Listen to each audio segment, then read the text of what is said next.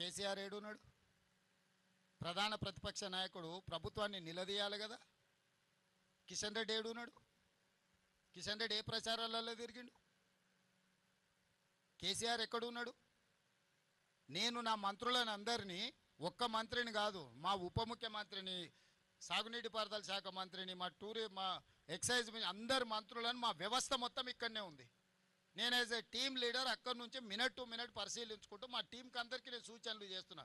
గతంలో జరిగిన పనులల్లో ఎక్కడైనా వాళ్ళు ఇట్లాంటి ప్రయత్నం చేసిండ్రా? నన్ను అడుగుతురు కదా ఎన్నికల ప్రచారంలో. హరీష్ రావు గారు దుబాయ్లో పోయి దావతులు చేసుకోలే. హరీష్ ఏడున్నాడు ప్రమాదం జరిగినప్పుడు? హరీష్ పాస్పోర్ట్ ఒకసారి బయట పెట్టమను. ప్రమాదం జరిగిన తర్వాత హరీషు దుబాయ్లో పోయి దావతులు చేసుకున్నాడా లేదా? ఈరోజు ఎయిర్పోర్ట్లో వివరాలు ఉంటాయి. కాదనమను హరీష్ని, అవన్నీ తీసి నేను బయట పెడతా. అధికారికంగా ప్రభుత్వం నుంచి లేఖ రాస్తా. ఈ ప్రమాదం జరిగిన తర్వాత హరీష్ రావు దుబాయ్కి పోయి అబుదాబీలో 2 రోజులు దావతులలో మునిగి తేలింది హరీష్ రావు కాదని హరీష్ రావు గారిని చెప్పమను. అబుదాబీలో దావతులలో మునిగి తేలినోడు అంత దిగిన తర్వాత వచ్చి మేము ఇన్ని రోజులు ప్రమాదం సంఘటనలో ఇబ్బంది కలగకుండా ఉండడానికి రాలేదంటున్నాడు. మరి ప్రమాద సంఘటనలో ఆయన వస్తే ఇబ్బంది జరుగుతుంది అంటే ముఖ్యమంత్రి వస్తే ఇబ్బంది జరగదా? ముఖ్యమంత్రి వస్తే ఇంకా పెద్ద ఎత్తున అంత రక్షణ వలయమంతా ఇక్కడికి వస్తుంది. అంటే సోయి తప్పి మాట్లాడితే ఎట్లా? నేను విమర్శించదలుచుకోలేదు, నేను అట్లాంటి మాటలు మాట్లాడదలుచుకోలేదు. నా పాయింట్ సింపుల్.